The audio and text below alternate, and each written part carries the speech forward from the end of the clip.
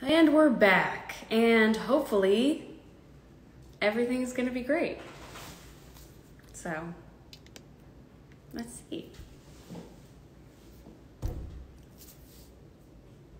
And just waiting.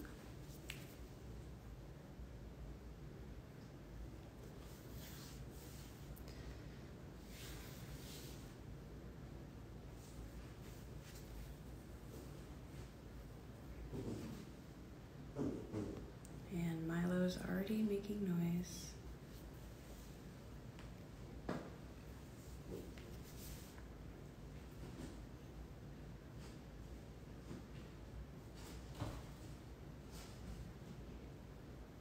Do I speak Spanish?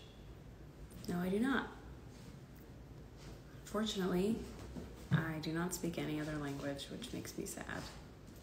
Yay!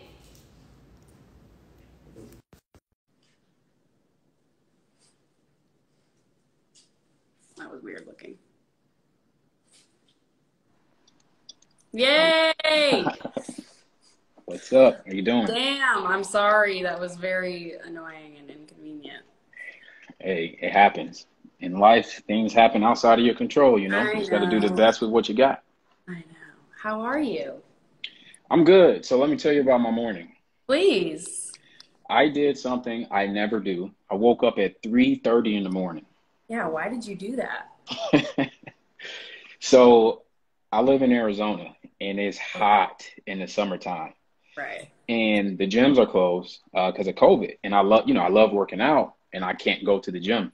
Can't So I relate. figured I got to get up in the morning. So I went on a really nice bike ride. And then my best friend, he met me at the lake and we went for like a nice walk. So it Wow. was a great morning.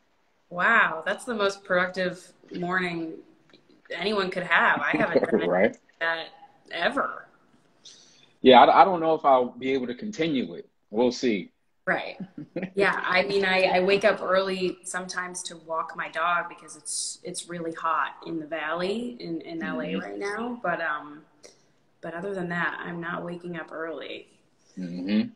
Hate waking up early. Well, thank you again for coming on here. I've been a fan of yours for over a year now. I bought one of your books online. I don't remember. I feel like someone sent me a post of yours or something, and I was like, clicked on your Instagram, and I was like, wow, I really love what this guy's got to say. So I bought Thank one of you. your Thank you. books, and yeah, and of course, and I would bring it with me to work on set on my show, um, and yeah, Which and book so did you get? free your energy. Oh yeah, yeah, Is that what it's yeah. called? Did I Yep, mess it? yep. Nope, Okay, cool. you got it. Okay, cool. I mean, I think so. I would suggest everyone watching to check out your books, obviously, if they like this live. Um, but I think right now it's important to be obviously spreading messages of positivity and kind of, I think just the discussion in general about, I don't know what you would call it. I guess talking about working on yourself, I'm not very articulate this morning, but like everything that you do, everything that you talk about is so important to be focusing on right now when the world is at this very critical point in this weird kind of frozen in time situation because of COVID. Um, and I keep saying, if you're not using this time to your advantage, you're wasting it. Like, this is the perfect time to really reflect. And for me personally, I kind of, things took off in my career and in my life around 4 years ago, and I never really had a significant amount of time to just process everything and process fame and my kind of new world that I am living in. And it's been a very important time for me the past 4 months to just process things. And I think I mean, I've been going to therapy every single week, or not going to therapy, doing my online therapy every week, and reading self-help books and looking into like some solo retreats that I can go on, COVID safe retreats, really just for mental health. And I think so many of us are, so many people who haven't really struggled with mental health issues are now struggling because of just the environment that we're living in right now, high stress, you know, not making money, whatever the case may be. And so I think now's the perfect time to have someone like you on here who just kind of spreads beautiful messages to people who probably very much need to hear it, including me. Well, thank you. I'm grateful for the opportunity to share, to create. You know, you said something that made me think of my childhood, actually. You were talking about processing, you know, how the last 4 years have been different for you. And you're in this space where you're trying to process, you're trying to understand, you're trying to get what's going on. And so I figured maybe I should tell the story of how I became a writer. Please. I feel like it'd be a valuable story, especially for one, anybody who feels like that. And then two, especially like the young children that may follow you, the teenagers, the children that may follow you, because I realized when I was young, right? So what happened is I grew up with two alcoholic parents. I grew up in Chicago, Illinois. Both my parents, when I was young, like under the age of 6, they were always there. I mean, it was a lot of fun, a lot of love. They were always there. It was healthy, 2-parent household. Mom was feminine energy. Dad was, you know, masculine energy. It was like a perfect mix. But what ended up happening is as brother and sister came in, they didn't really have the foundation and the structure for all of us. And then my father, he got a DUI. Now the DUI, it is the epicenter of a lot of trauma and pain that I personally went through. It's kind of like the domino effect. He gets a DUI. So now my mother had to leave her job. So she left her job. So we had dual income. Now we go to single income. She leaves her job and now she drives him to and from work and kind of does like the housewife type of role. For my mother, she was an administrative assistant, very intelligent woman, very articulate, very good with words. To this day, I feel like her leaving her role created like a vacancy inside of her. It created like a void, you know. And then my father getting that DUI, I feel like he dealt with a lot of guilt, and he dealt with a lot of shame, and he dealt with a lot of I'm letting people down. Though the things I just mentioned are things that I write about, things I talk about and help people through my books. And so what ended up happening is they were not emotionally available, right? They weren't available for me to share, hey, this is what I'm thinking. This is what I'm doing. This is how I'm feeling. This is what's happening at school.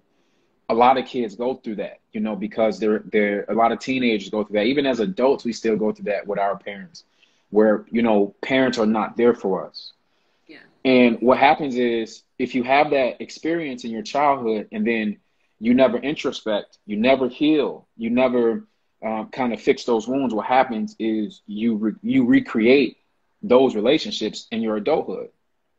So what I see when I look at a lot of my adult peers, I see a lot of my adult peers recreating the relationships they had with their parents. Yeah. And what I didn't want to do that. As soon as I was a young kid, I could realize like, wow, this doesn't actually feel good. This doesn't align with me. And I was searching for answers. I was trying to process, like you say, like I was trying to process what was going on. So I was the type of kid who I didn't like riding the bus home from school because you got to think about it. You're at school all day with other kids. And then I have a younger brother and sister, mother and father. So now I'm at home with them. I had no alone time. I had no time for myself. And so I realized that if I just walked home and didn't get on the bus, I could be by myself to think, to process. And that's the first, anybody listening, that's the first thing that I need you to do for yourself is you have to find alone time. And when I say alone time, I don't mean let me sit on my phone and scroll Twitter and scroll Instagram by myself. I mean, no phone, no internet, no video games, no friends. And I'm not saying all the time. I'm just saying find these pockets where you can literally sit with yourself, where you can feel yourself, where you can turn your intuition on, where you can allow your thoughts to just flow. Because when you give yourself that healing space to just sit and just to breathe, to hear your own breath, you heal, you naturally process. Yeah. A lot of the times when we're trying to process things, we're thinking about it, but you don't necessarily have to. You just got to sit and pause and just allow your body to do what it's going to do. Allow it to feel, allow it to think. You don't have to think about thinking. We automatically think, right? So you don't have to think. That's overthinking. You don't have to do that. You just let yourself do it. Let your thoughts flow. So I learned that process when I was young. I was walking home and I went into 7-Eleven and I really had all these thoughts in my head about, why is my mom this way? Why is my father this way? Why do girls in school act this way? Why does this teacher give us so much homework? Like, I just had all these thoughts about my world, but I didn't have a mentor. I didn't have a friend I could vent to. I didn't have anyone I could just share everything with. And that's another thing that you have right now is you have people not being able to be vulnerable with how they feel, how they think, or what's going on in their world. So they're just keeping it all inside. So I went to this 7-Eleven and I'm a kid. I don't have any money, but I saw a notebook. So I said, oh man, I need that notebook. So there were some other kids like at the end of the aisle, and it was a bunch of kids and they were making noise. And I'm like this quiet kid. So I stole the notebook. I just slipped it in my backpack. I didn't have any money, but I needed that notebook. So I get home with my stolen notebook. And my parents didn't have a bunch of money like that. I could have, if they had money, I could have asked them for extra things, but I also didn't want them to know, because like I said, I couldn't share with them. I couldn't vent to them. So I didn't want them to know that I needed another notebook. So to me, I look at that as a survival technique. And I think when you look on your life, you'll see that there's a lot of survival techniques that we do. And it's very important that you pinpoint like, okay, this is a survival technique. Why did I do that? I stole that notebook because I needed to get these ideas out of my head. Yeah. So I went home, closed the door, and I got out my pen, and I just started writing. I started writing stories. I started drawing. I started doing poetry. Then it evolved to I started listening to my parents talk. And I would listen to my mom on the phone, and I would take notes. I would take notes about her tone of voice, who she was talking to, how many words she was using. Sometimes my father, he was a super smart dude. He was United States Army. So when he would talk, he was very authoritative. He was very direct. He was also a chef. He was a head chef. So I would write down things that he would say. I was literally just like studying communication. And as a kid, like my passion for communication and understanding self, it was born out of that. It was born out of, hey, I need to process what's going on around me. So I stole the notebook and then I used it to my advantage. And I wrote on the front and back every page of the notebook. So that's how I became a writer. It was out of that desperation to process my own thoughts and my own feelings. Yeah, that's pretty remarkable that you were so young and able to make the conscious decision, like, I need to process my thoughts. That's quite remarkable, I feel. And what you were saying about, I wholeheartedly agree. I think people are afraid to be bored, because the idea of sitting alone with yourself and your thoughts is scary.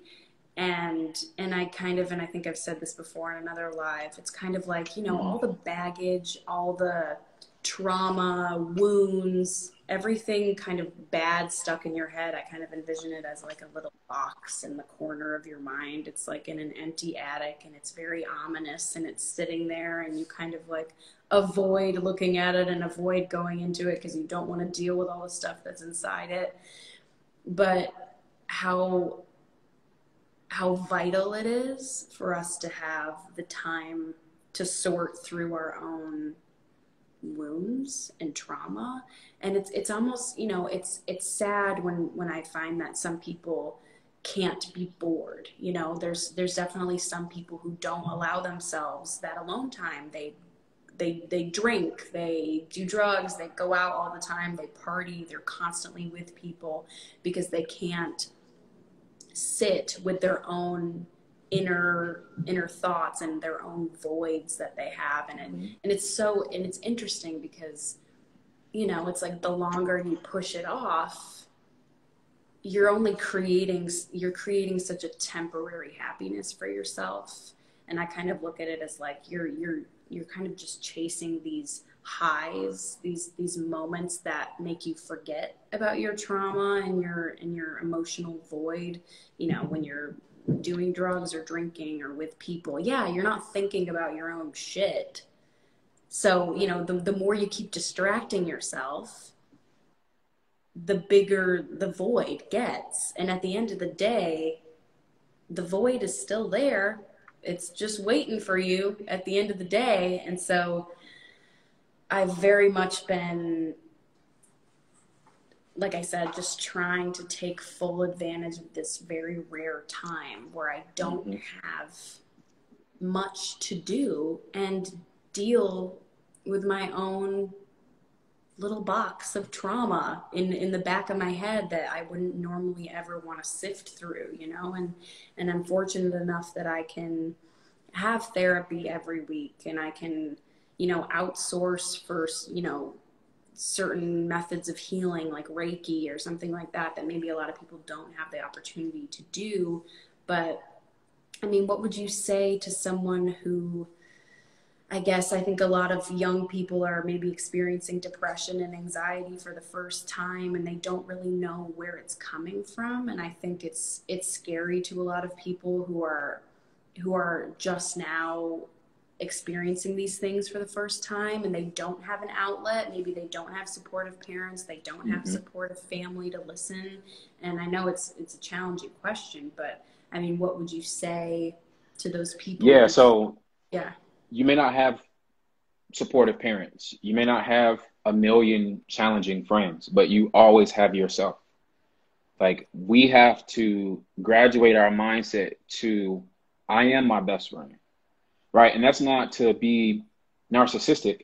No. That's to be aware of the power that you hold. The power that you hold right here in your brain is, you know what? I have a choice. You know, I even wrote this down. I took some notes before here. I have a choice, right? One of the main things that I talk about in my work is choice, the power of choice. Now, you can't choose every single thing in life, but you can choose a lot. And what a lot of people do is they give their choices away. They disable their ability to make choices. And when you disable your ability to make choices, you make yourself smaller. You're no longer your best friend. You become your own enemy. Yeah. And what we have to do is we have to make choices that help us in whatever it is we're trying to do. So if a person is, you know, dealing with stress or dealing with depression, I've been there before, numerous times. You don't want to tell someone who's dealing with depression or stress, oh, just get over it, because that's not compassionate to their journey. Yeah. Just like when I was personally dealing with depression, I never told myself, oh, I just need to get over this. I would never tell myself that, because I am my own best friend. So as my own best friend, what would I want my best friend to say? Well, I would want my best friend to listen to me. I would want my best friend to say, well, what's going on? But I also will want my best friend to give me ideas, suggestions, and push me to get to my highest vibration. So what I expect from my best friend outside of me, I have to expect from myself. So what I talked about earlier was healing mechanisms. One healing mechanism that I personally have used since I was 12 years old, since I stole that notebook, was journaling. Yeah. Journaling is free. Journaling is, well, you know, it costs time, it costs effort, but it doesn't cost you any money.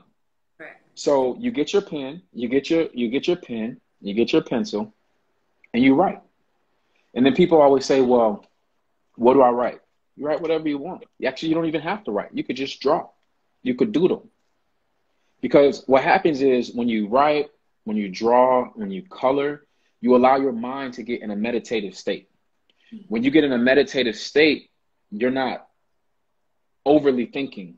You're naturally processing your world. Wow. You're naturally allowing yourself to calm down. You're making a better mind to body connection with all the words that you draw, that you write, that you type. Yeah. Yeah. So if you're dealing with stress, anxiety, depression, one, I'm never going to tell you to get over it. No one should just say, "Oh, get over it." That's not fair to your journey. But as your own best friend, you have a duty to yourself to find healing mechanisms. Sometimes they're called coping mechanisms that fit your lifestyle. You know, for me, I was fortunate. You know, I was an athlete my whole life. I played high school football and track. I walked on to my college football team, and then I played 3 years of professional arena football. And when I left football, I've always stayed active. I hike, I go for walks, I ride my bike, I lift, I do some yoga, mobility work. So there's so many options available from a physical fitness standpoint that you have to find what works for you. You know, swimming, walking. You know, a lot of people neglect walking. Walking is powerful. Just a 2-3 mile walk, just walking for an hour.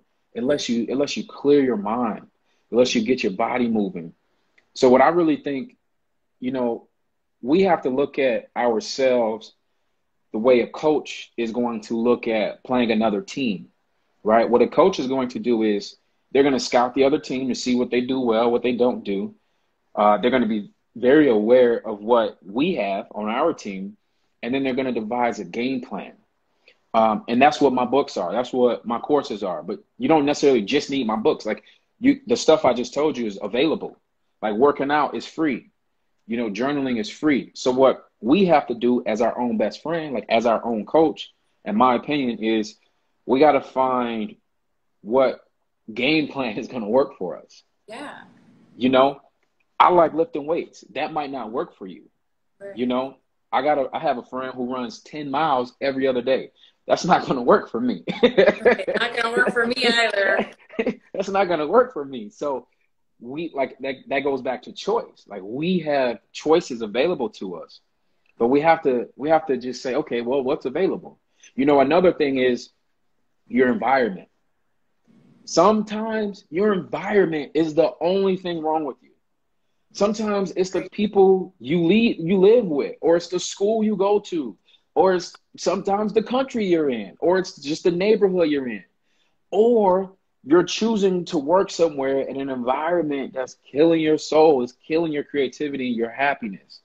Sometimes it's nothing wrong with us. We're just in the wrong environments. And we just have to choose different environments. You know, like for example, we were talking about how it's hot here in Arizona. That's actually in the summertime, that's actually a challenge for me because I do like being outside. The other 9 months, but in the summer, I find those challenges where I'm like, well, can I get out today? Can I do this? Can I do that? COVID shut everything down. So for me, it's mentally challenging that I'm not moving as much as I like. Yeah. So I have options though. Like I said, I have choice. Like, do I have to be in Arizona? I don't. Yeah, I have a lease here. I have a place here, but do I have to be here? No, I don't have to be here. I'm choosing to be here. So I'm choosing this environment. So I'm choosing how this environment enables me or disables me. And that's what I want people to realize is like you're in most situations choosing your environment. So if the environment's not conducive to where you want to go or who you want to be, remember, you have a choice. Like, let me make different choices. Let me choose a different environment. And at least see, like if I'm in an environment and it sucks being in this environment, and a lot of people have fear of change. Like, oh, well, I don't want to go to this new environment because, you know, well, what if, da, da, da, da, da. No, don't do that. Don't overthink about this new environment because you told me the environment you're in sucks. So do you want to suffer? No, you don't want to suffer. So that new environment, you should at least give it a try. Because if what you're doing sucks, that over there might be better. Sure. And so that, you know, that mindset is what helped me move away from home. Like I grew up in Chicago, and the environment there, in my opinion, was not conducive to me healing from the pain that I experienced. It wasn't conducive to me becoming who I wanted to become. So I had to leave. I had to find a new environment. So yeah, I hope that answers your question. That's at least that's what I think, in my opinion. No, it definitely did. I think I mean, it can get a little tricky. Like when I was in middle school, I hated school when I was in high school as well. I really struggled during school. And obviously I couldn't escape that situation. I didn't have a choice necessarily, but I could choose how I went about my day. So for example, I started getting panic attacks when I was in 8th grade. So I think I was 13. And every day in my 8th grade year, I would cry in the morning. I would pretend to be sick to my mom. I did not want to go to school. I did everything in my power to not go to school. I hated it. It caused me so much anxiety. What was it about school that you didn't like? Honestly, it's interesting. I from a young age knew that I really wanted to be an actor, and I was doing theater at the time, and doing my rehearsals for theater and hanging around those people, like these artsy people who were like me. Right. And having to go to school the next day with people that I feel that I didn't relate to. I felt more mature than them. I felt just very like kind of an alien to them.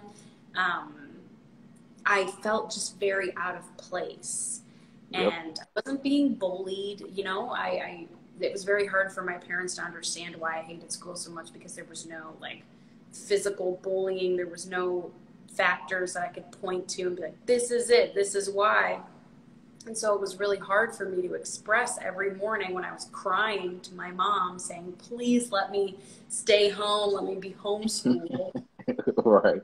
She didn't understand, and I don't blame her for not understanding. It was truly it was anxiety like manifested, and I sort of, yep. I really let it consume me. Because it's kind of like it became a routine where every morning I was like, well, here it is again, like, and it kind of took towards the end of my 8th grade year to really like change my mindset. Whereas like, I would wake up and be like, okay, let's get through another day.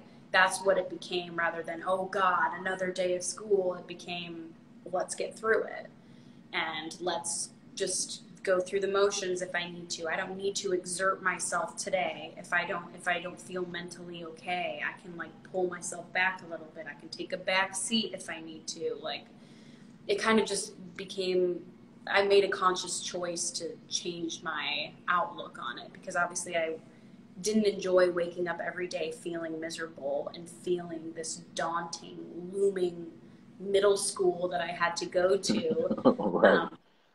And so, I think in some ways your environment, it's tricky for younger people who can't right. get out of their environment. Right. But I think it's a matter of trying to shift your viewpoint and maybe looking at the macro, and that's what I would do. I would be like, okay, yeah, today sucks, but like pulling back into an aerial view, looking down on everything, I'm going to get through it. Like, there's the end of the week, there's the end of the month, there's the end of the semester, there's the end of the year. Like, I'm going to get to these points. And it's just, yeah. Another good question. I mean, I hated school as well. Like, I hated it. I didn't like the idea of getting up early to go sit all day. It felt like all day. The sun was out. I'm just in this building. Like, I didn't like that. But the question that, for anyone who may be in that situation is two things. One, why? Like, why am I feeling this way? Like, what is causing this? Like, what is caused? Sometimes people hate school because they don't have friends. So if you don't have friends, I think the solution is I need to try to make friends. It might be difficult because I have not tried to make friends. But again, that situation over there wasn't good. So let me try that situation over there. You know, and Yeah. that was one of my things. When I got to high school, I was very introverted, very quiet, very to myself. But I was also upset that I didn't have friends, that I didn't have cliques, that I didn't have people to hang out with. I was very like judgmental of everyone, like, oh, they got their friends over there. And my whole freshman year, I suffered because I chose not to step outside of myself. Yeah. Then my sophomore year of high school, once I said, you know what, I'm tired of this. I'm making friends. Like I went out for the football team. I just started talking to random people at lunch. I started just walking up to tables like, hey, is anyone sitting here? Nope. Okay, I'm sitting here. And I just kind of started putting myself out there more. Now by, the end of sophomore year, junior year, senior year, I have a whole bunch of friends. So then it's like when I look back freshman year, I hated it because I didn't come out of my shell. Yeah. So that's another thing is like some of the things we stress ourselves out about is so temporary. Like Yeah. it's so small. It's not even a big deal. And that's not to downplay what we go through or discredit it. But sometimes things just aren't that big of a deal, but we make them so big. We make them matter more than they really matter. My last name is McNutt. That's my real name, McNutt. People used to try to make fun of my name all the time when I was a kid. And so at first it's like, oh, wow, they're making fun of me. This is not fun. Yeah. But then I was like, well, my name is not changing. And people are going to keep making fun of me. So I need to get smart enough to figure out how to make fun of them back. Because I'm not about to just take it. So Yeah. then, like, I became that person in school. You wouldn't talk about me because, I got the writer mind. So I'm like, I just have jokes and jokes and jokes ready to go. Nice. So it's like so much of it is how you choose to adapt to the Yeah. situation. Choice. Mm-hmm. Yeah. I think, and something that came to my mind when you were saying that is I I was talking to a friend the other day who was kind of questioning, a lot of cerebral conversations during this time with my friends, which is great. But so Mm-hmm. my friend was saying, I don't know if I chose the right path for myself. I don't feel like this was what I was supposed to Mm. do. I have this other life that I could have chosen. And I kind of had to be like, I hear you, like I completely get it, but also this may be one of those grass is greener scenarios in the sense that like Mm. if you had chosen that path, I'm sure at one point you would have sat back and gone, well, maybe I should have chose that other path. And it's like, I kind of feel like, and I don't know why you saying that made me think of that. It kind of just made me think about my conversation I had the other day. But I think there's a lot of, when you look inward, it can be scary because you can question everything. Question yourself, question your life, question your decisions, everything. And I think it's interesting to kind of remind yourself, like you said, like sometimes we stress about things. I stress myself out all the time. I'll have a simple task, very simple task to do, but I don't want to do it. Say going to the post office. Like I really don't want to drive to the post office. It gives me anxiety because I don't want to have to leave my dog. I don't want to have to deal with going out in public. I don't want to do the mask thing. I would, but like I don't want to put myself in like a stressful environment, and I get myself hyped up about very dumb things. And I think it's interesting to kind of, I do that all the time. I remind myself, I'm like, why the hell are you stressing yourself out about going to the damn post office? Like it is all a matter of perspective, I think. And if you're sitting back during this time and thinking, oh man, like did I make the right decisions? I truly believe that I'm of the mindset that everything happens for a reason. And and and I don't know if, like I don't have the answer. If I had chosen to be a paramedic rather than an actress, because that was something that I was considering at one point, would I be a happier human being? I don't know, but this is the path that I'm on. So it's almost not worth stressing myself out about thinking, oh man, like what are these other paths I could have taken? It's like, I'm here now. This is the path that I chose. I need to make I need to, this is my life. This is what I chose. And I'm incredibly grateful for my life and the path that I chose. And I don't want to sit here and think, oh, the grass is greener, because I'm sure if I were over there, I'd be thinking the same thing. Look, it's That was my problems little everywhere tangent. you Just like, go. It's problems yeah, everywhere you go. So, you know, you made me you made me think about something. Do you have music that you put it on and you just start, you start dancing, you start jamming, you start feeling really good? for sure. Okay. So whenever you get in that mood where you're like, man, I don't want to go to the post office, this damn mass, these people, the hot sun, put that playlist on, jam out, and you won't think about it at all. You won't Yeah. even think about it at all. You'll hype yourself up and you'll go. And what that is a healing mechanism. You do that 10 times, you won't need it anymore. Yeah. Because you now mentally trained yourself like, all right, I'm going to the post office. I'm good. One thing, my book, Lust for Life, one thing I talk to people about is there are certain, I just wrote about this yesterday. There are, here, I'm going to read you something. Please. I wrote this yesterday and you just jogged my memory. So I'm just going to read it word for word. Yeah. Let me just pull it up. It aligns with what you just said so perfectly. Okay, here we go. It says, I'm indifferent on a lot of issues, and I'm overly passionate about a few. I don't like wasting energy on things that don't serve me. I love going all in on things that do. I just noticed that rhymes. Yeah, it's a very I'm poetic. I'm indifferent on a lot of issues, and I'm overly passionate about a few.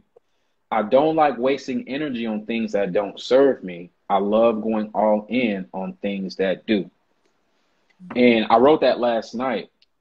And I feel like if more people would take that type of mindset, I feel like there just would be so much more happiness. See, there's this thing in psychology, I believe it's a psychology thing called channel capacity. Channel capacity is how much energy you can handle in a particular field. I think they also use it in like electricity when they're talking about like electric currents. Channel capacity is you're an actress. There is there are people who couldn't handle being on set. They couldn't handle the lights. They couldn't handle the director. They couldn't handle working with another person, trying to create emotion, trying to create a scene. They couldn't handle trying to remember the lines and then Mhm. trying to act out an emotion. It's certain people who couldn't do it. They don't have like the capacity for it.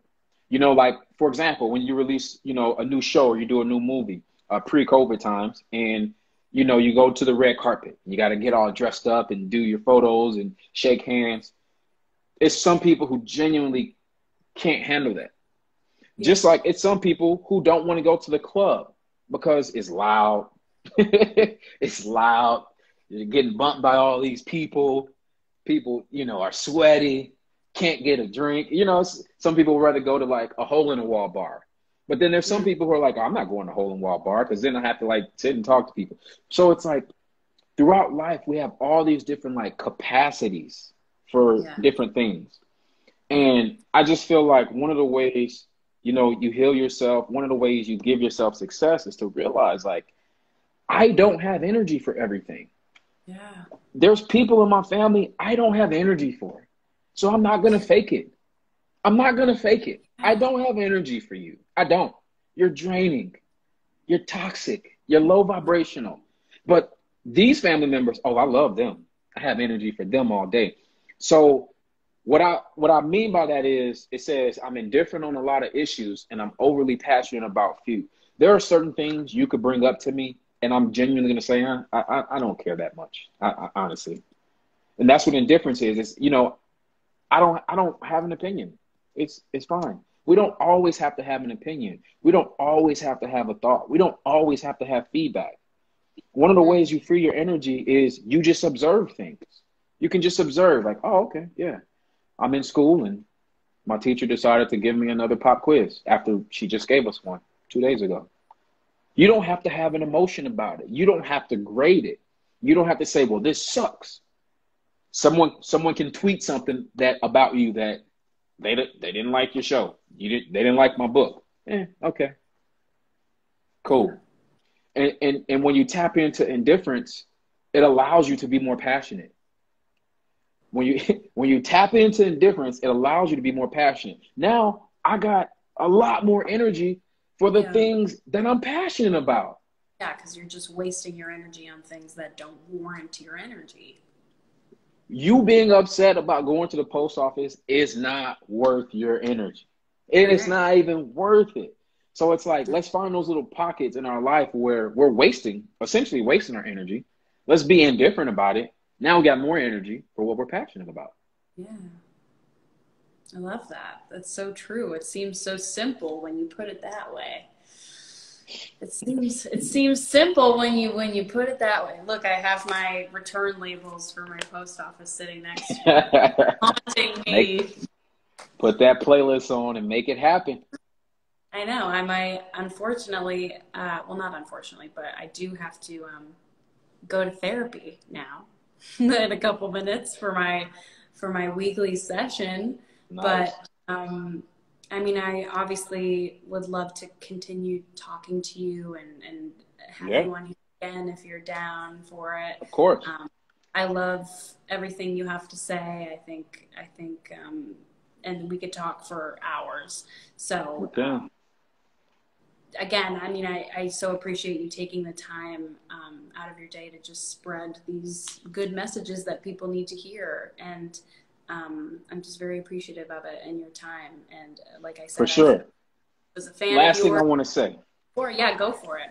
Last thing I want to say before our next session. You know, I just feel like I don't need all the solutions.